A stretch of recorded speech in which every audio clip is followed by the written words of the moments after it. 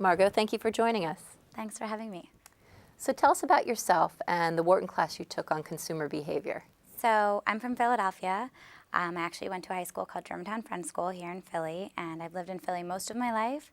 I've traveled a little bit internationally and studied abroad, and I'm actually in the Wharton and Lauder MBA and Master's program in International Studies. So I'm particularly interested in marketing and marketing across different cultures and different consumer groups. So I decided to take a class with Professor Americus Reed on consumer behavior because I was really interested in the cross-section between psychology and branding and marketing. So in this class, in a traditional class, you might think that you would go to class and have different lectures about topics and learn things by textbooks. But in this class, we actually worked with an outside client. This was a real professional client. It's a national running shoe brand. And they wanted us to take their product, which was running shoes, and find a way to market it more effectively to high school students. So for the entire semester, we worked with the professor and with this company and actually interviewed and worked with a lot of high school students to try to figure out how to position this how to position this shoe brand to appeal to a younger market, to the high schoolers. Great, okay. So, and the brand is actually Saucony, the company is Saucony, right? Yes. And how did you go about finding high school students to offer feedback about the Saucony brand? So we reached out to students in a number of different ways. We tried to use some of our personal relationships to get in touch with parents, either of parents that were Wharton professors or people that we knew, and we would reach out to high schools that way. Sometimes we would reach out to the athletic department. And then Wharton actually has a program where they work with high schoolers in West Philly, and so we were actually able to work with some high school students here in West Philadelphia. So overall, it was great because we were able to get a great variety of students from all around Philadelphia, from both private schools and public schools. So did the students respond well to your brand-related questions? Tell us a little bit about how the process went. Usually we would start with a group of students, and we always offered them pizza and Gatorade because we had done a little bit of research and we thought that was the best way to get to students. So we would offer them pizza and Gatorade, and at one point the company made some gift certificates available, some discount cards for their sneaker brand. So we would bring along with us a bunch of different sneakers. Some were this particular company's brand, and then we brought along some other brands of shoes, things like Nike, and ones that high schoolers have definitely heard of. So usually we would start by addressing the high schoolers and just talking to them a little bit about the importance of what we were doing. And we said that when a company looks to market a shoe directly to a high schooler, they want to learn from that high schooler. So they want to learn not just about what kind of shoes that high schooler wears, but what's called a psychographic profile. So for a high school or scholastic athlete, a psychographic profile would be: what are their interests? What kind of music do they listen to?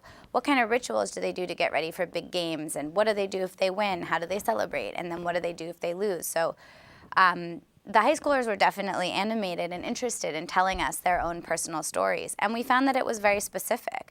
There were some things that as a team people did together, and then there were some things that high schoolers had, their favorite song that they would listen to get psyched up, or their way to sort of focus before the big game. So there was a combination of things that were individual for each individual high schooler and things that were more of kind of a group activity. So that was kind of how we started before we even got into specific brands.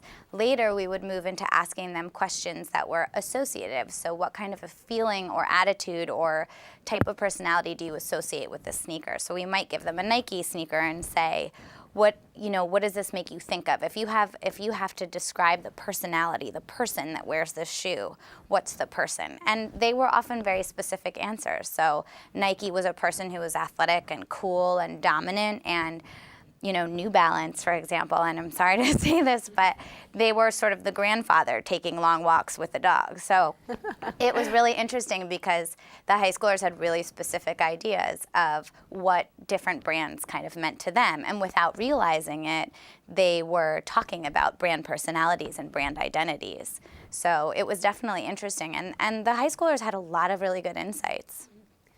So this basically constitutes a focus group, right? Yes. Can you talk a little bit about the use of focus groups in consumer awareness and in brand identity and brand awareness? Sure. So usually when when a company is trying to either create a brand or understand how their brand is received or pictured or understood in the marketplace, they'll pick a particular cross-section of people. In some cases, it's a specific group. So in this case, it was people, within the ages of, 15 to 18 who were athletes, co-ed, but it could be anything. It could be, mothers of children who are between the ages of 2 and 4. It all depends on what the product is and what they want to learn about the group. So in this case, the company wanted to learn about what high schoolers thought about their product. And a focus group is one of different ways to do that. Other ways might be doing a survey, a written survey, where you send it out to many different people, you ask questions, and people answer those questions according to different feelings they have about brands. But what makes a focus group special is that sometimes there are insights or ideas that come out of people talking to each other. So an interview, a one-on-one interview, is a great way to get an expert's opinion. Maybe if you were marketing a drug, you would ask a doctor on his opinion of the drug. And maybe if you wanted to know if people preferred Diet Coke or Diet Pepsi, you could send a survey out to thousands of people. But in this case, when you want to get a little bit deeper insights and you want to understand how people function as a group, then you can do a focus group, which is usually around, maybe 6 to 10 people. And in this case, it was often around that number. And there are certain ideas or opinions that sometimes came from people bouncing ideas off of each other. So we would hold a sneaker up and we would say, what do you guys think of this? And one person would say, well, this color is cool, I like this. And another person would say, yeah, but look, the treads on the bottom of that sneaker are too big and this isn't a legitimate running shoe. So you learn that way how people's ideas about brands are not just individual, but are influenced by each other. So what did you learn about the appeal of the Saucony brand to high school students? What were some of their key insights? Honestly, high schoolers didn't know a whole lot about the running shoe, which was not a surprise because what we understood about it when we began the project is that this is a shoe that's very popular and very well respected among elite and fitness runners. So an elite runner would be somebody that competes regularly as a runner, and a fitness runner would be somebody that's out there, 3-4 times a week running regularly, cares about what kind of gear they use, pays attention to different brands in terms of their functionality. So Saucony is already a well-respected shoe and very popular in that segment. But we found that a lot of the high schoolers we talked to didn't really have a very specific idea about it. They didn't necessarily have specific associations about, who is the brand personality that Saucony is, mostly because they weren't entirely familiar. Keep in mind, though, that we talked to high school athletes that represented a cross-section of athletes, so football players, soccer players, basketball players. The runners that we talked to, if there was a group, usually the one person or two people in the group that were runners, they had heard of Saucony, maybe they had run with it, and they had kind of a quiet respect for understanding it was a good running shoe. But there definitely wasn't any sort of enthusiasm or excitement about the shoe. So what do high school students want most from their brand messages? What did you take away from this? Well, that's a really interesting question. It wasn't necessarily what we expected. When we first talked to the high school students about brands and what brands were popular, we got a lot of response about Nike and Under Armour.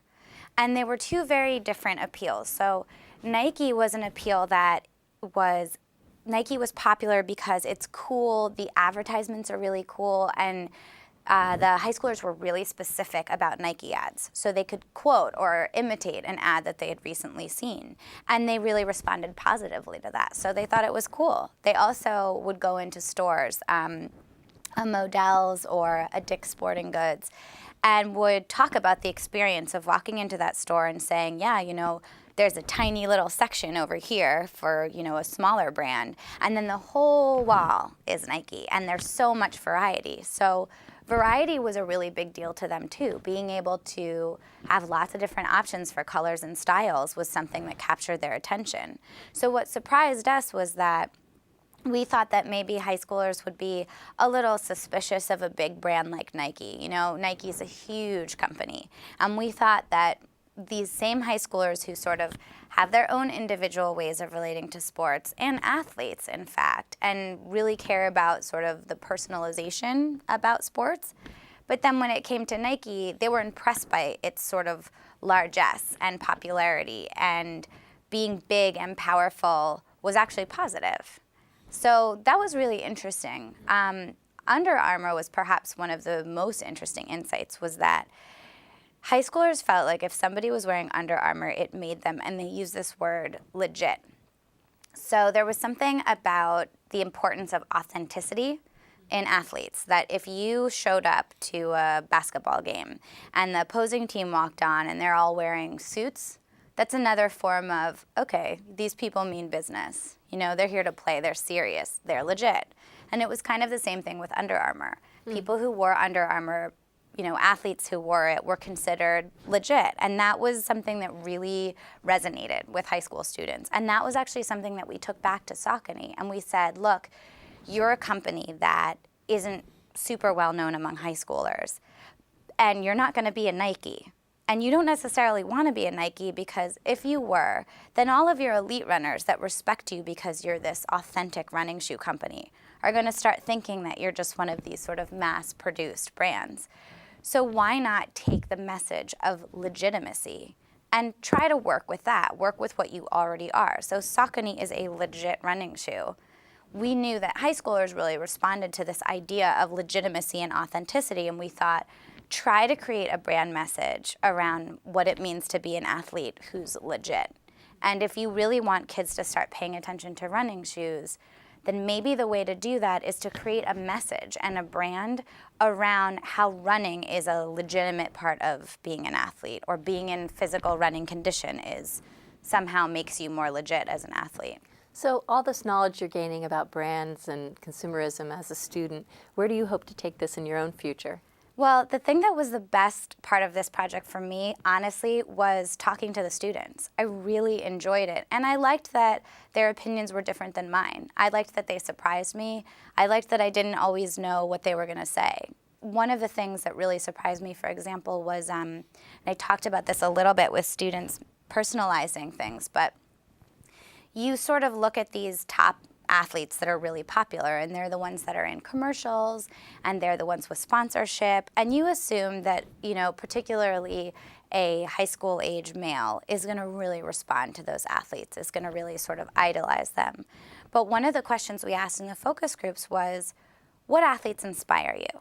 And who are the athletes that really motivate you? And when you aspire to be like someone, who is it?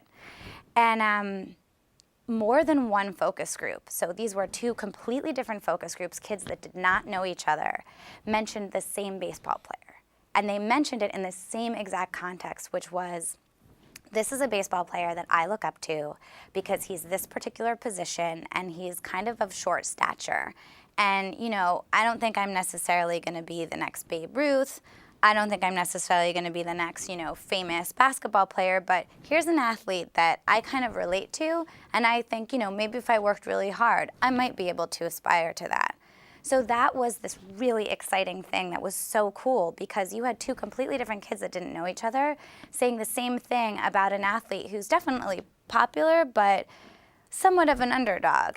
They were so excited about this that it made me excited, and it made me particularly excited because it was so cool to see that these high schoolers had really done their research.